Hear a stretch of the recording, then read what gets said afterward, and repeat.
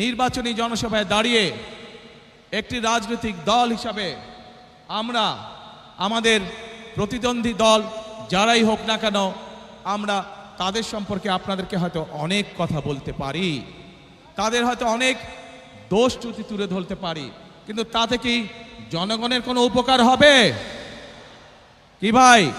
আমরা যদি সমালোচনা করার স্বার্থেই যদি সমালোচনা করে দেশের সাধারণ মানুষের কি তাতে কোনো উপকার হবে? উপকার হবে না। আমরা যদি শুধু সমালোচনা করার অর্থে শুধু সমালোচনাই করি, দেশের মানুষের পেট ভরবে? পেট ভরবে না। প্রিয় ভাই বোনেরা, বিএনপি একমাত্র রাজনৈতিক দল যারা যতবার সরকারে ছিল এই দেশের মানুষের ভাগ্যের পরিবর্তনের জন্য কাজ করেছে তারা, এবং সেই জন্যই আমি 17 বছর পর যেদিন দেশের মাটিতে পা রেখেছিলাম সেদিন আমি সমগ্র বাংলাদেশের মানুষের কাছে একটি কথা বলেছিলাম যে উই হ্যাভ এ প্ল্যান, অর্থাৎ আমাদের একটি পরিকল্পনা আছে দেশের মানুষকে ঘিরে, দেশকে ঘিরে।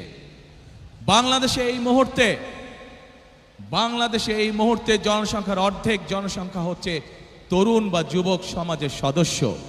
এই কোটি কোটি তরুণ যুবক সমাজের সদস্য তারা চায় কর্ম, তারা চায় কাজ, তারা চায় কর্মসংস্থান।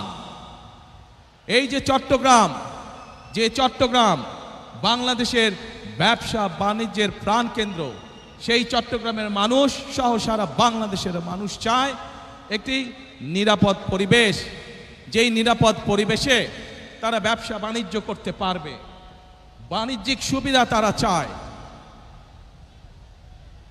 এই চট্টগ্রামের মানুষ সারা বাংলাদেশের মানুষের মতন চায় যে তাদের সন্তানরা যাতে লেখাপড়া করতে পারে, সেই পরিবেশ তৈরি তারা চায়। এবং সেই জন্যই আমরা বলেছি আপনাদের রায় 12 তারিখে ইনশাল্লাহ আমরা সরকার গঠনে সক্ষম হলে আমরা আমাদের প্রাইমারি শিক্ষা ব্যবস্থা সহ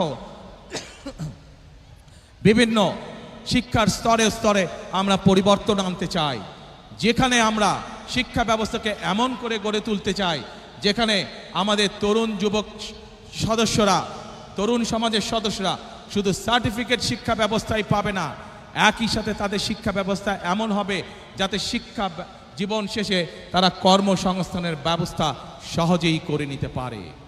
বিদেশ থেকে দেশে রেমিটেন্সের টাকা আসে নিরাপদে, তাই আজই আপনার আপনজনকে বলে রাখুন রেমিটেন্সের টাকা যেন শুধু নগদেই পাঠায়।